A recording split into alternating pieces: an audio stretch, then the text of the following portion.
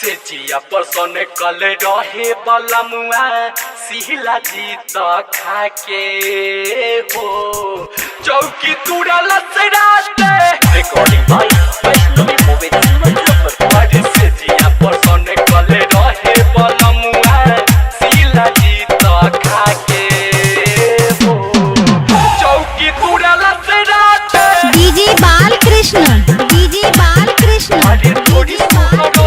तो सब खती कैलस हमारा फिल्म देखा के हो चौकी तुरल से रात अरे से जिया पसन कले रहे बलमुआ सिहला जी तो खा के हो चौकी तुरल से रात अरे से जिया पसन कले रहे बलमुआ सिहला जी तो खा के हो चौकी तुरल से रात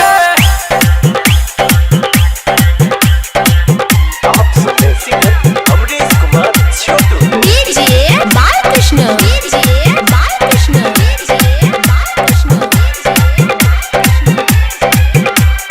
बहेरी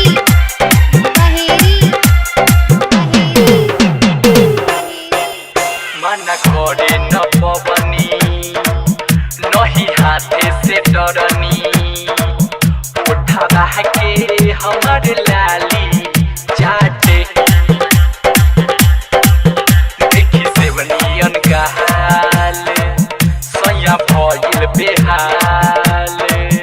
दतवा से हमार कलिया काटे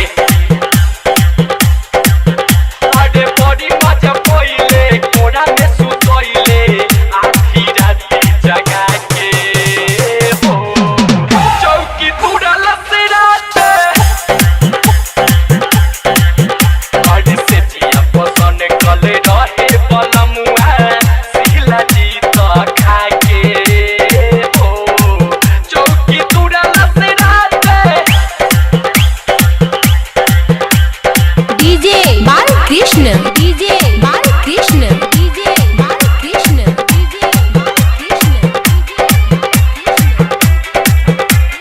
बहेरी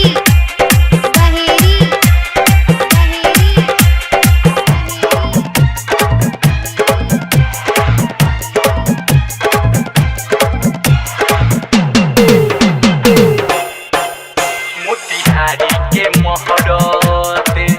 बड़ी दिले बा दोहरते मनले न मडले बा हजके देवरा अमरेश छोटू संगे विनीत बिटू जंगला से देखी भागल हटके अरे संजय सराबी दिले बारे चाबी औ वाला फिल्म देखा के हो चौकी तुरल से रात अरे से जिया पसन कले रहे बलमुआ सिहला जी तो खा के हो चौकी तुरल से रात बालकृष्ण बहेरी गोविंदपुरी बीबीगंज 85 210 16 620